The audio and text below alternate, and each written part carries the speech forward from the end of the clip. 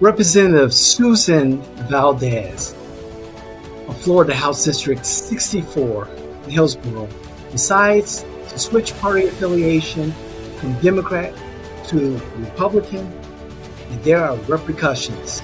Also, a whole bunch of data is just falling into my lap in regards to Democratic shift in Central Florida. Let's go. This is You Can't Make This Shit Up.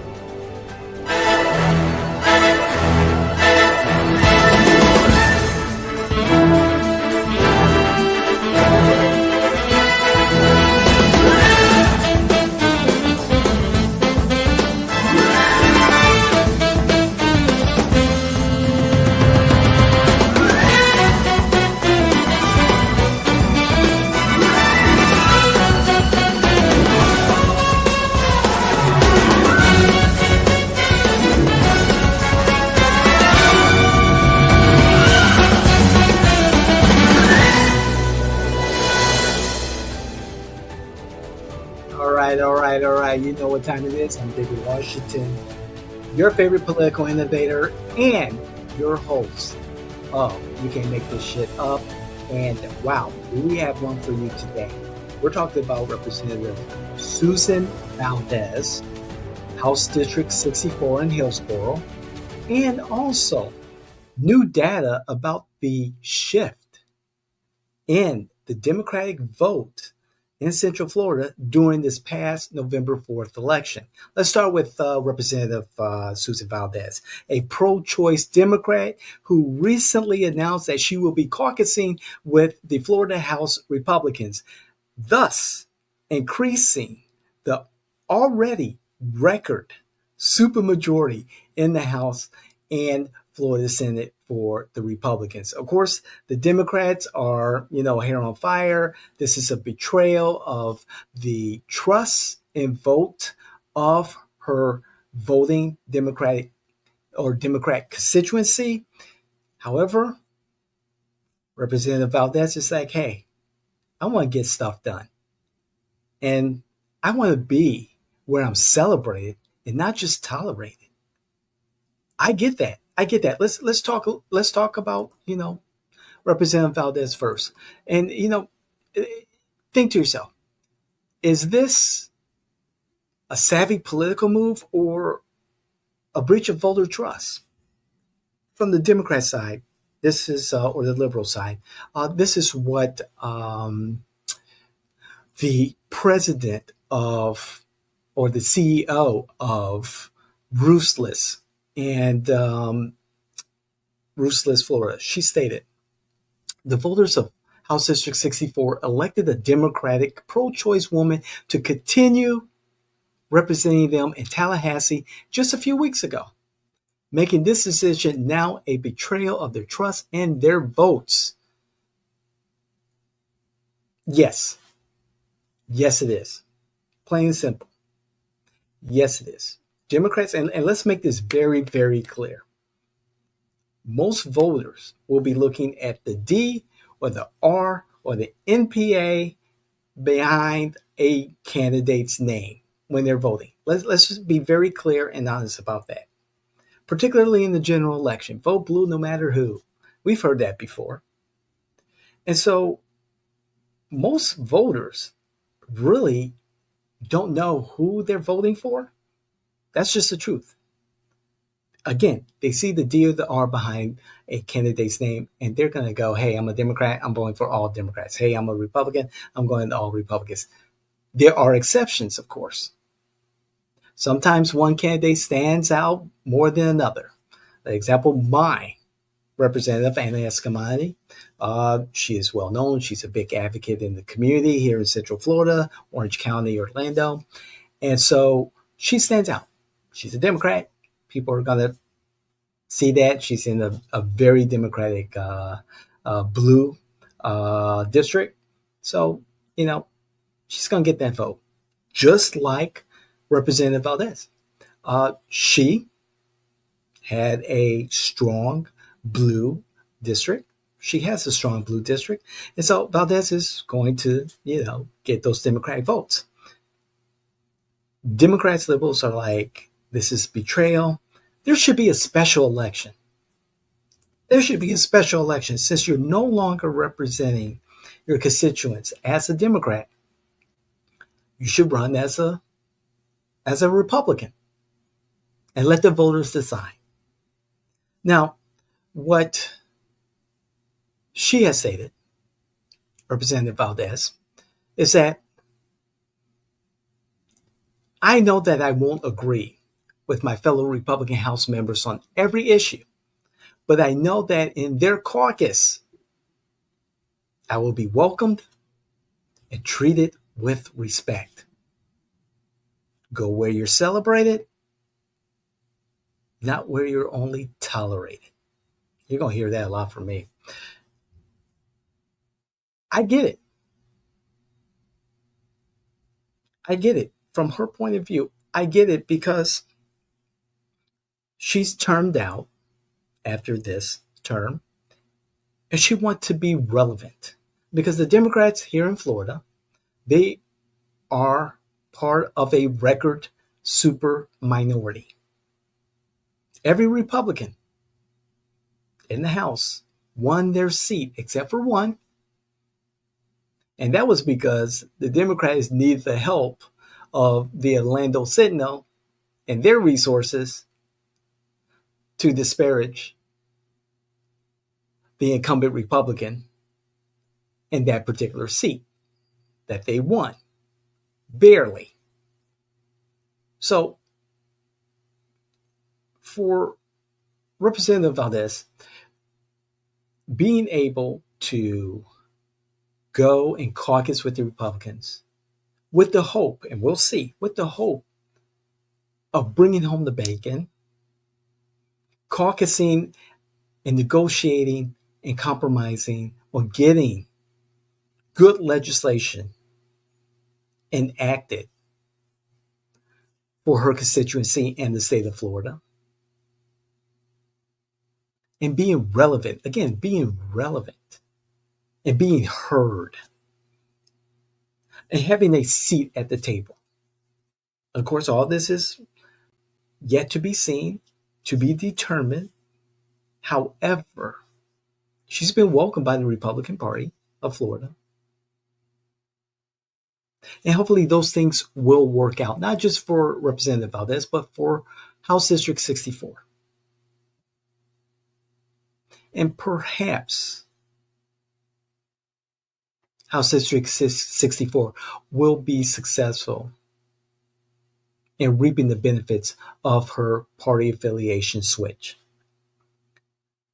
So saying that, I get the frustration by the Democrats, liberals, the Republican supermajority, historic supermajority grows, and the Democrats become more and more irrelevant. That's a Democrat problem. And again, the Democrats should look into, have a conversation even with Representative Valdés as to why, dig deeper as to why. Why she left the party beyond what's been reported. Could it be because she lost the race, the contest to become the Hillsborough, Democrat Party chair to a progressive? Maybe that played into it. However, the Democrats need to do a little soul searching because it's not just Representative Valdés. I had a situation at our recent civic organization called Orange County Watch for short. A civic organization that brings everyone across the political spectrum together first Saturday of every month to discuss Orange County government and its politics. And so after that meeting, I was paying my bill at the register at the restaurant we were at and a gentleman called me over, older black gentleman with his wife having breakfast, and he asked me if I was with a health organization because he thought I was, doing something in regards to healthcare. I said, no, no, no, I'm with County Watch, and I gave him a pamphlet and his wife also, and explained to him what County Watch was all about and how we, bring everyone together across the political spectrum. He's like, wow, that's a great idea. I want to learn more. Maybe I'll even, come by, in January to attend your meeting. I was like, that would be great. That would be awesome. We'll love to have you and introduce you to our membership. And perhaps, you will want to be a member someday. And I said, we're all about accountability in Orange County government, and we're the watchdogs of Orange County government. And he's like, I really like the idea of bringing everyone across the political spectrum together because he said, I was once a Democrat. I was like, really? He's like, yes, I've changed because the Democratic Party of today here in Florida is not the Democratic Party he was aware of, that he engaged with, that engaged with him over the years, that he worked with, worked for. They're not the party that he loved. And he's like, I changed my political affiliation from Democrat to Republican very recently. And I said, Duke is his name. Duke, I get it. And I see that and I hear that. I hear that in my socials and the comments made to me and referencing our podcast episodes. I tell them, I get it. I understand. And it's the party that has left many of us. And so I invited Duke and his wife again to County Watch. And hopefully, Duke, if you're watching this, shout out to you and your wife. And hopefully we'll see you in January. Democrats have an issue and they have a problem. And I want to look at the data here and referencing this problem. The Democrats have a problem and is slowly shifting to the right. Now, granted, in the 2024 presidential election in Central Florida, of the, I believe, 12 house races, let me double check this. The 13 state House seats for the Orlando Tri-County area went from being all for Biden in 2020 to 5 of them switching to Trump. 13. 5 of them switching to Trump. Now, 5 is a nominal number, but that's 2 away from half of them switching. And I'm going to bring this up. I'm going to try and bring this up on the screen here. However, when I saw the data today, I'm like, oh boy. The Republicans are coming. And they are coming and they are preparing to fight. They are preparing to fight for every seat and grow that supermajority. I have it on the screen here. We saw House District 35 flip from Tom Keene to now Representative Erica Booth. Look at 35, top of the list here. A swing of almost 10% from Biden to Trump. 2020 to 2024. Harris underperformed by nearly 10%. In my district, 42. 42, a swing. However, although the margins were, small for Trump, there was a swing of 4%, 4% in favor of Trump. Harris underperforming. As you can see, Harris underperformed in every single district, all 13, from 4% upwards of 19%. That's a problem. That's a big problem. And as you can see from this map, some of these seats were already Republican. Some of the seats were fought hard by both Republicans and Democrats. However, they lost. 37, 38, lost. 43, lost by Democrats.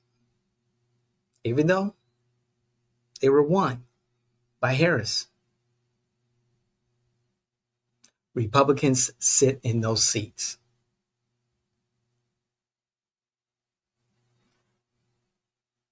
They're coming. Republicans are coming. Now, we may not see, 13 seats, 9 of them next term, next election in 2026. But maybe 9 seats in 2028 for Republicans. But the numbers here don't lie. The demographic is shifting their thinking. Something mattered to them where they shifted away from Harris and supported Trump. And as we hear more and more Democrats leaving the party, the non-party affiliates growing in Orange County, in the state. And the Republicans dedicated to growing their million voter advantage, not just statewide, but in Orange County also, Osceola County, Seminole County. A leaderless, underfunded, and chaotic Democratic Party is going to have its work cut out for it. That's a whole lot. It's good to be back at Washington Manor South in the home studio. It's a lot going on. However, what's important to me is that you are aware of the facts that are out there and that you stay committed to either being one of those individuals or helping one of those individuals who has great ideas from their communities, represent their communities, and be elected officials. Stay engaged always, because there's, 2026 is just around the corner. And, we're not even it's not even the new year yet. It's not even Christmas yet, but we're already preparing for 2026. And even 2025, because we have municipal elections. And we need you, a voting public. And 64% of you all voted here in Florida. So that's good, but we can do better. It's important for you as voters, as our community, to engage and stay aware of what's happening. We've got issues coming out of the state's attorney's office. We've had issues coming out of the city of Orlando. We'll be talking about the rate increases that the Orlando utility is hoping to implement. Thank you, Buddy Dyer. We've got the rural boundary Here in Orange County issues there was a proposal to discuss about a proposal for a moratorium on new construction of churches in the rural boundary, in the rural settlement. And that set off a lot of fireworks. Welcome to Orange County politics. So I just want to say thank you for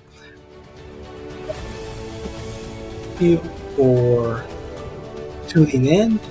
Please like, share, hit that notification button, and let all of your family, friends, influencers, and those politicals that you know, candidates, electeds, let them know all about our different content on the Jay and Washington Network, because they too could benefit from what we're sharing.